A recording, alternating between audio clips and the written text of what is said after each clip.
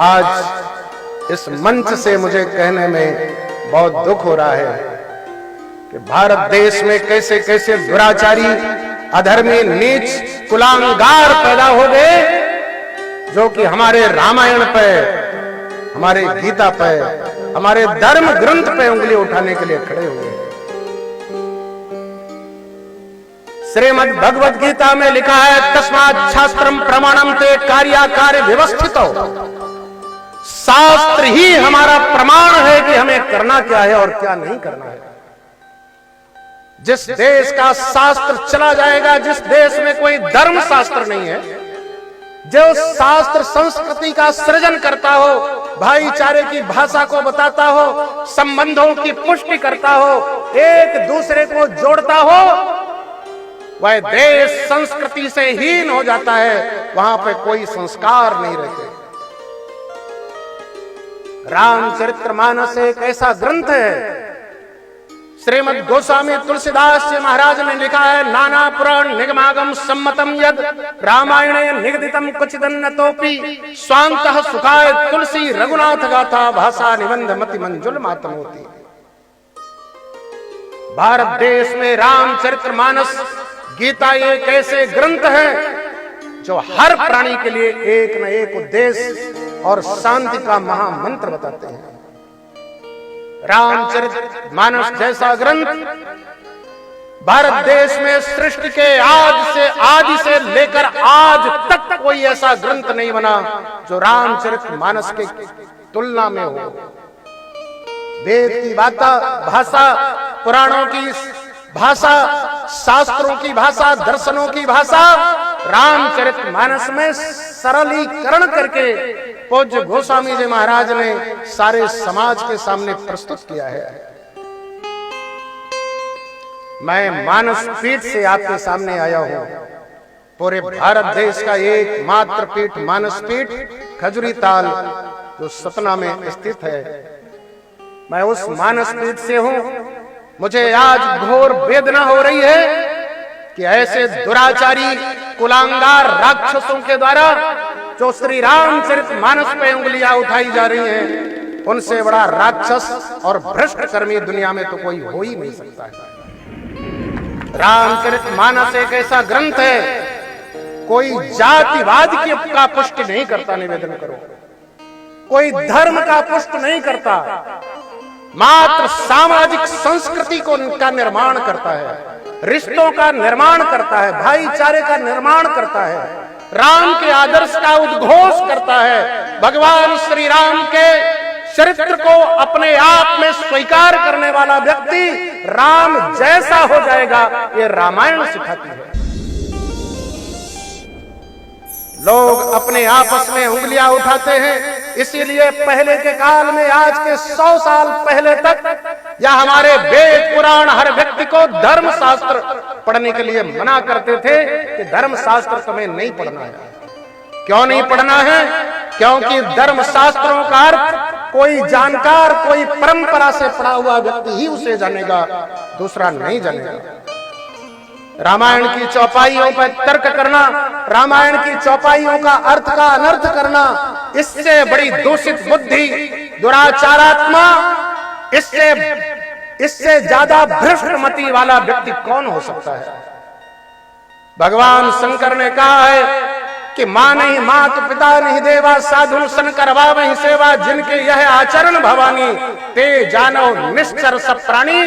जो माँ को नहीं मानता, पिता को नहीं मानता, गुरु को नहीं मानता, देवता को नहीं मानता, आचार्य को नहीं मानता, धर्म ग्रंथ को नहीं मानता, वही दुनिया का सबसे बड़ा राक्षस है। और ये ऐसे राक्षस हैं जो धर्म ग्रंथों पे उंगली उठाते हैं। इनसे बड़ा दुराचारी कोई नहीं हो सकता है।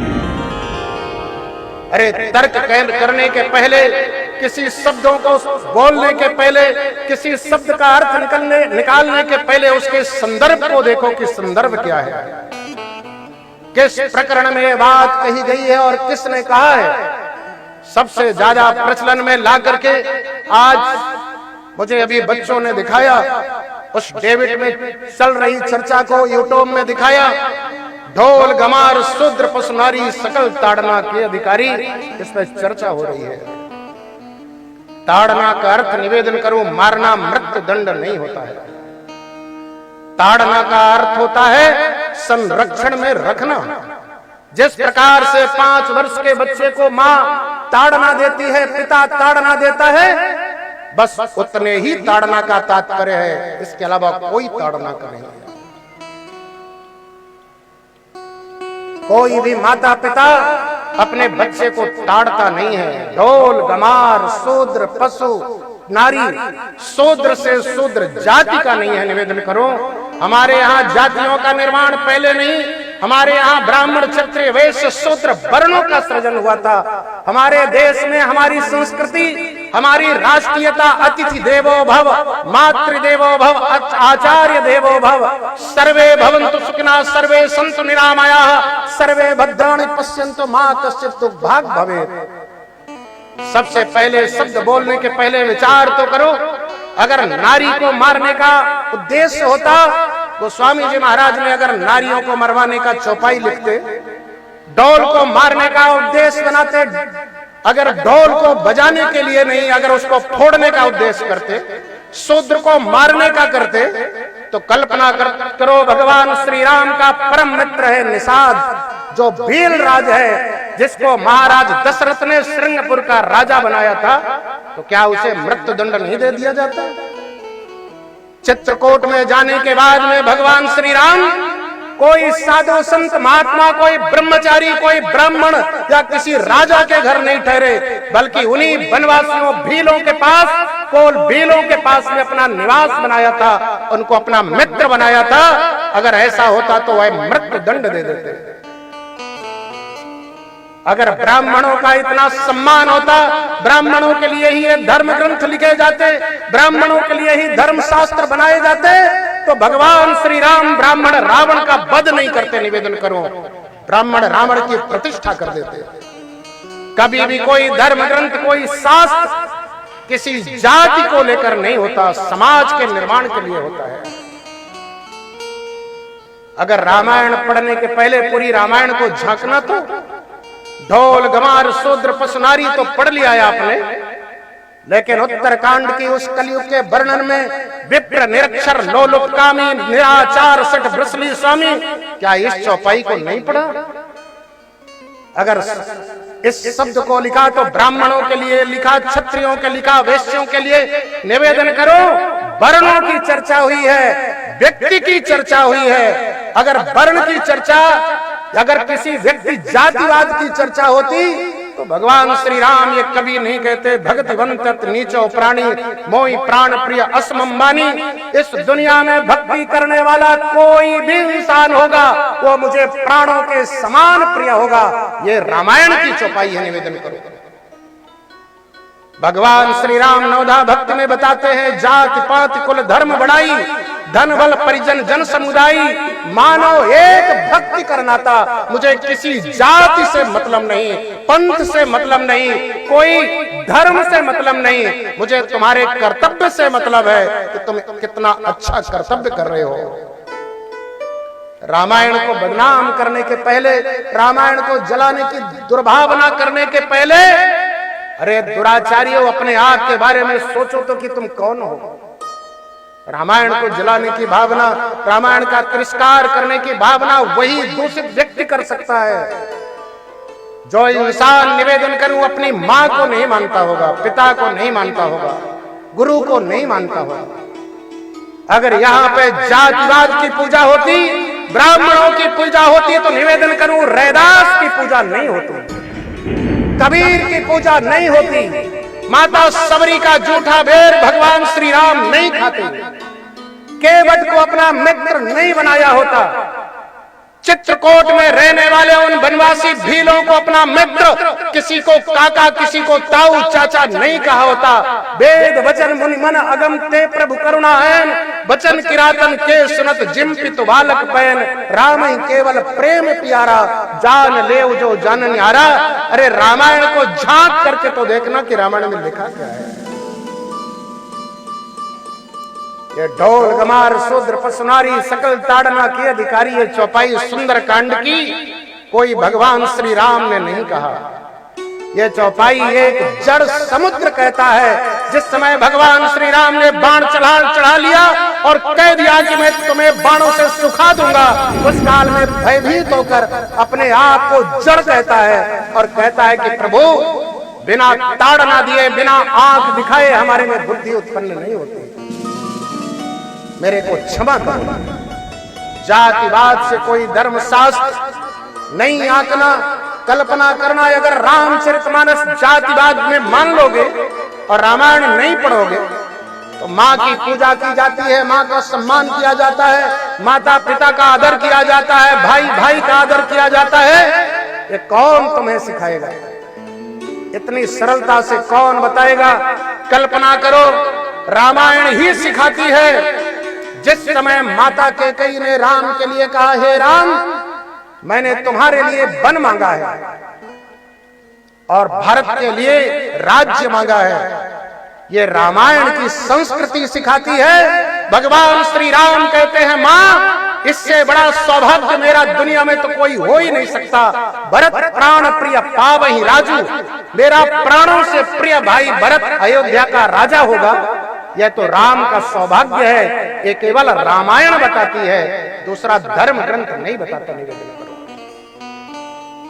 जिस समय राम ने कहा कि मेरा भरत अयोध्या का राजा होगा, इस बात को राम की बात को भरत ने जैसे ही सुना, उस काल में भरत ने कहा नहीं, संपत्ति सब रघुपति के आई, ये सारी प्रॉपर्टी राम की है, ये धन राम का है, ये मेरी संपत्ति नहीं है। जहां बहुत बड़ी दीवार खड़ी होनी थी, जहां बहुत बड़ा महाभारत का युद्ध होना था, जहां अयोध्या की धरती रक्त से रंजित होनी थी, वहां कुछ नहीं हुआ। वहां राम की मर्यादा स्थापित हुई। ये रामायण सिखाती है। वहीं महाभारत को उठाकर देखना, महाभारत का धर्म ग्रंथ कहता है, अरे जिस समय भगवान श्री कृष्ण शांति दूत बनकर आए और दुर्योधन से कहने लगे कि आधा राज्य पांडवों को दे दो, दुर्योधन ने कहा नहीं। कहा 5 गांव दे दो, कहा नहीं। शोच्याग्रम न दास्यामि युद्धेन विना केशव, मैं सुई की नोक के बराबर भी जमीन नहीं दूंगा। और हुआ क्या? महाभारत का युद्ध हो गया, लाखों वीरों की कुर्बानी हो गई, कुरुक्षेत्र की धरती रक्त की नदियां बह गई। निवेदन करो, लेकिन रामायण सिखाती है कि मित्र से मित्र का व्यवहार। रामायण का राम अपने शत्रु का भी कल्याण चाहता है, शत्रु का भी अहित मत चाहो। ये दुनिया में अगर कोई सिखा सकता है तो रामचरितमानस से ही सीख मिलती है। रिपुसन करे ओ बत कही सोई काज हमार तासुहित होई, ये रामायण की चौपाई कहती है कि हे अंगद, रावण से जाकर तुम वही बात करना जिससे रावण का हित हो। रावण हमारा शत्रु नहीं है, हमारा मित्र है। हमें रावण से दुश्मनी नहीं है, रावण के दुष्कर्मों से हमें दुश्मनी है। रावण के दुष्कर्मों को हटा करके उसे भी संस्कृति में लाना है, ये प्रयास करना। ये राम का रामत्व। और निवेदन करूं, राम की संस्कृति मात्र रामचरितमानस ही बताती है, दुनिया का कोई ग्रंथ नहीं बताता। इसलिए रामायण को पढ़ो। आज के 20 साल 25 साल पहले याद करो, जब तुम्हारे घरों में मोबाइल नहीं होते थे, नेट नहीं होते थे, गूगल फेसबुक इंस्टाग्राम नहीं चलते थे, उस काल में तुम्हारे घरों में शाम को रामायण पढ़ी जाती थी। एक कोई व्यक्ति, एक कोई बेटा, एक कोई दादा दादी पढ़ते थे और पूरे घर के लोग रामायण को, रामचरितमानस को पढ़ करके सुनते थे। इसलिए हर व्यक्ति में उदाहरण होता था, एक मिसाल कायम होती थी। गांव की माताओं को भी रामायण की चौपाइयां याद होती थी और उदाहरण देते थे। भाई भाई में इतना विवाद नहीं होता था, पति पत्नी में इतना विवाद नहीं होता था, इतने तलाक नहीं होते थे, लोग इतने बीमार नहीं होते थे, बच्चों में इतने चश्मे नहीं लगते थे, भाई भाई का इतना मर्डर नहीं करता था, भाई भाई की जमीनें इतनी नहीं हड़पता था। ऐसा क्यों हुआ? क्योंकि हमारी संस्कृति हमसे दूर होती जा रही है। रामायण पढ़ना हम भूल गए हैं। आज 5 वर्ष के बच्चे से लेकर 90 वर्ष की आयु तक हर व्यक्ति, हर शख्स मोबाइल चलाता है। क्या गूगल से तुम्हारी संस्कृति पता चलेगी? क्या तुम्हारे पूर्वजों की परंपरा, तुम्हारी रीत रिवाज, कुल देवी और कुल देवताओं का पूजा का ज्ञान क्या तुम्हारे गूगल से मिलेगा? क्या तुम्हारे फेसबुक इंस्टाग्राम में मिलेगा? अरे निवेदन करो, ये संस्कृति राम की संस्कृति ही बता सकती है, इसके अलावा दुनिया में कोई नहीं बता सकता। इसलिए रामायण को पढ़ो और ऐसे दुराचारियों, भ्रष्टाचारियों, नारकियों को अपने समाज से निकाल दो जो रामायण का द्रोह करते हैं। उससे मतलब रखो जो राम से मतलब रखता है, जो कृष्ण से मतलब रखता है, जो संस्कृति से मतलब रखता है, जो भारत से मतलब रखता है, जो अपने समाज से मतलब रखता है। निवेदन करो, अरे खाना पीना तो कुत्ते भी खा लेते हैं, बच्चे पैदा कर उनका पालन पोषण तो सुअर भी कर लेते हैं। ये कोई बहुत बड़ी उपलब्धि नहीं होती है। अरे समाज के लिए जीना सीखो, संस्कृति में जियो, राष्ट्रीयता में जियो, अपने आप पे गर्व करो कि हम आर्यावर्त के लोग हैं, हमारी संस्कृति आर्यावर्त की है। हम उस धरती में बैठे हैं जिस धरती में राम और कृष्ण जैसे भगवान का अवतार होता है। हम उस धरती में बैठे हैं जहां से नर्मदा त्रिभुवन पावनी का कलकल निनाद करता हुआ पूरे भुवन को पवित्र करता है। हम उस धरती में बैठे हुए हैं, इसलिए अपने आप पे गर्व करो, निवेदन करो और अपनी संस्कृति का परित्याग नहीं करना।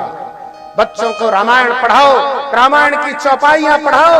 रामायण में इतने गुण और इतने चरित्र लिखे हैं जो दुनिया के किसी दूसरे धर्म ग्रंथ में नहीं है।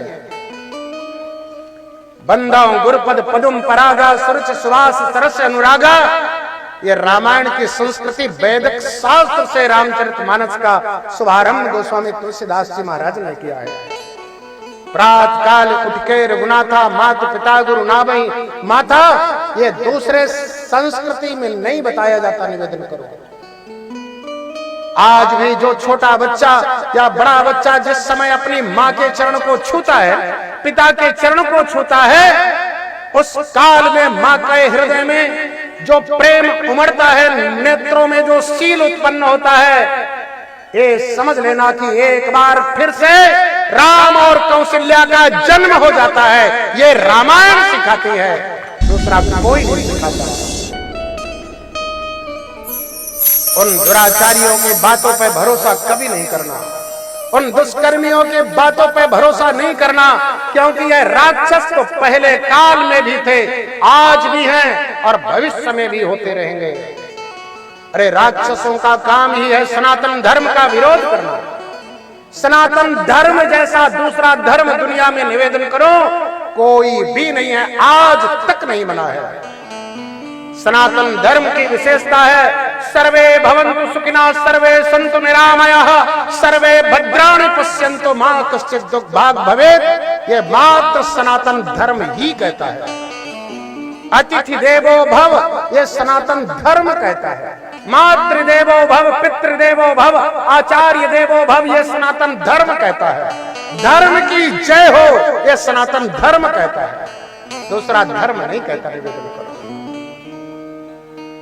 सनातन धर्म कहता है तुम्हारे घर में अतिथि आया हुआ है, उसका आतिथ्य सत्कार करो, वह चाहे किसी भी जाति का हो, किसी भी मजहब का हो, किसी भी संप्रदाय का हो। अरे हमारे धर्म ग्रंथ पुराण कहते हैं, अरे अतिथि का सम्मान तो एक पक्षी ने भी किया था, एक मानव का, एक बहेलिये का सम्मान अपने प्राण की बाजी लगा करके, आहुतियां दे करके संतुष्ट किया था। ये आर्यावर्त की संस्कृति है, भारत देश की संस्कृति है।